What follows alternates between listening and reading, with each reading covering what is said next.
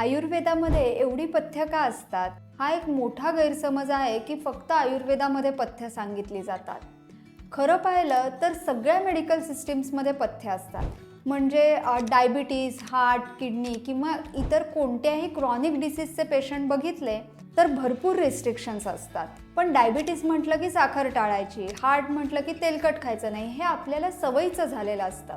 म्हणून ती पथ्य जाणवत नाही. आता आयुर्वेदाकडे पाहिलं तर ट्रीटमेंट फक्त सिम्पटम्सवर नाही तर थेट आजाराच्या मूळ कारणावर केली जाते. आणि बहुतांश वेळेला प्रत्येक आजाराचं मूळ कारण सापडतं आहारात आणि लाईफस्टाईलमध्ये. आणि जितकी डिटेल माहिती आहार आणि जीवनशैलीबद्दल आयुर्वेदात सांगितली आहे तितकी दुसऱ्या कुठल्याच मेडिकल सिस्टीममध्ये नाही. म्हणजे औषध घेतलं पण आहार आणि विहारात बदल केला नाही तर तो आजार परत परत होतच राहतो. म्हणून आयुर्वेदात पथ्य सांगितली जातात. कारण जेव्हा आपण आहार आणि लाईफस्टाईल यात दुरुस्ती करतो तेव्हा आजाराचं मूळ कारणच दूर होतं. यालाच आयुर्वेदात निदान परिवर्जन म्हणतात. म्हणजेच आजाराचं कारण टाळणं. अशा प्रकारे नियमाने पथ्य पाळली तर आजाराचा समूळ नाश होतो.